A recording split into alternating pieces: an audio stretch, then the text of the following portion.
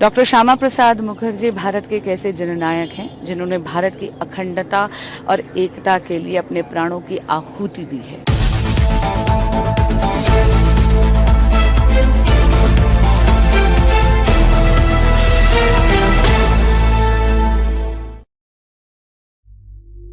एक राजनीतिक दल की मुस्लिम तुष्टीकरण नीति के कारण जब बंगाल की सत्ता मुस्लिम लीग की गोद में डाल दी गई और 1938 में 8 प्रदेशों में अपनी सत्ता छोड़ने की आत्मघाती और देश विरोधी नीति अपनाई गई, तब डॉक्टर श्यामा प्रसाद मुखर्जी ने स्वेच्छा से देश प्रेम और राष्ट्र प्रेम का अलख जगाने के उद्देश्य से राजनीति में प्रवेश किया।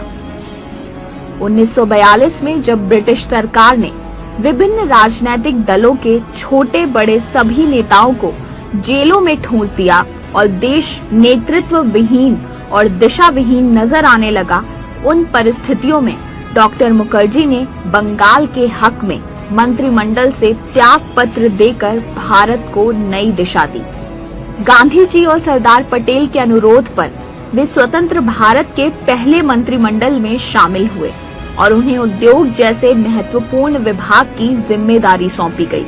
उन्होंने सिंदरी फर्टिलाइजर, चितरंजन लोकोमोटिव और हिंदुस्तान एयरक्राफ्ट जैसे कारखाने स्थापित कराए। संविधान सभा और प्रांतीय संसद के सदस्य और केंद्रीय मंत्री के नाते उन्होंने शीघ्र ही अपना विशिष्ट स्थान बना लिया, लेकिन उनके राष्ट्रवादी विचार पंडित नेहरू और लियाकत अली के बीच दिल्ली में हुए समझौते से इत्तेफाक नहीं रखते थे।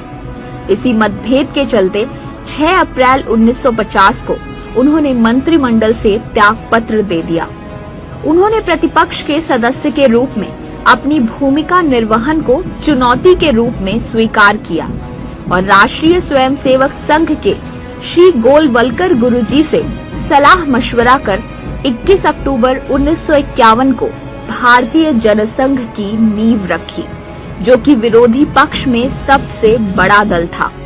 डॉक्टर मुखर्जी भारतीय जनसंघ के पहले अध्यक्ष बने और आगे चलकर इसी से भारतीय जनता पार्टी का उद्भव हुआ।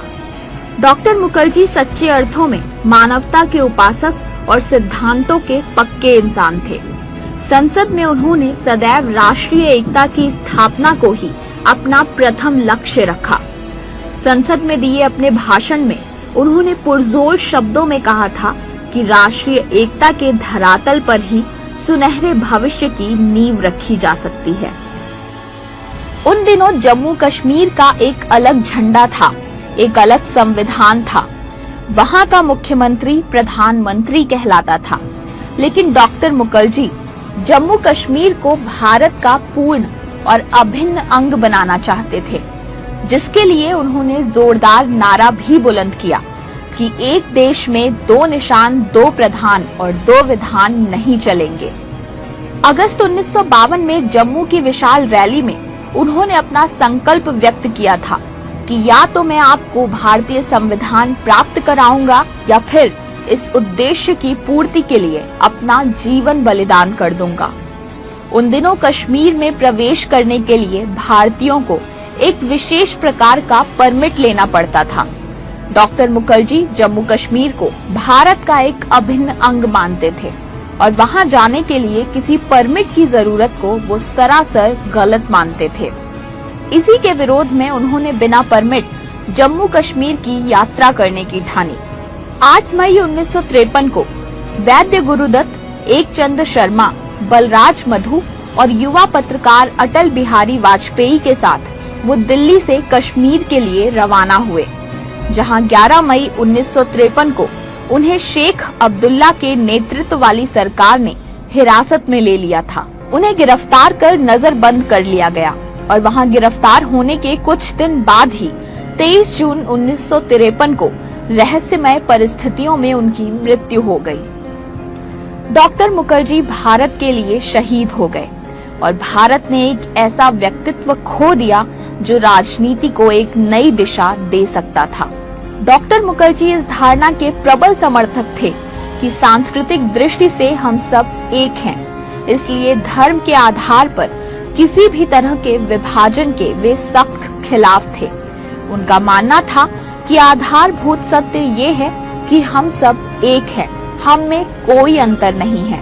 हमारी भाषा एक है, हमारी संस्कृति एक है और यही हमारी विरासत है। लेकिन उनके इन विचारों और उनकी मंशाओं को अन्य राजनीतिक दलों के तात्कालिक नेताओं ने किसी और रूप में ही प्रचारित प्रसारित किया। हालांकि इसके बावजूद लोगों के दिलों में उनके प्रति अथाह प्यार और समर्थन बढ़ता गया। डॉक्टर श्यामा प्रसाद मुखर्जी नव भारत के निर्माताओं में से एक महत्वपूर्ण स्तंभ हैं। डॉक्टर श्यामा प्रसाद मुखर्जी भारत के एक ऐसे जननायक हैं जिन्होंने भारत की अखंडता और एकता के लिए अपने प्राणों की आहुति दी है। उनका सपना था अखंड भारत का। वो कहते थे कि कश्मीर अभिन्न अंग है भारत का। वो कहते थे कि एक देश में दो विधान, दो प्रधान, दो निशान नहीं हो सकते। ये भारत का सौभाग्य है, भारतीय जनता पार्टी का सौभाग्य है कि माँ भारती के सपूत यशस्वी प्रधान श्री नरेंद्र मोदी जी ने धारा 370 हटाकर डॉक्टर मुखर्जी का ये सपना साकार करा है। आज भारतीय जनता पार्टी का एक एक कर्मठ कार्यकर्ता, एक एक भारतीय ये प्रण लेता है कि हमारे पथ प्रदर्शक डॉक्टर मुखर्जी के ही आदर्शों का आत्मसात कर कर हम संविधान के प्रहरी बनकर खड़े रहेंगे।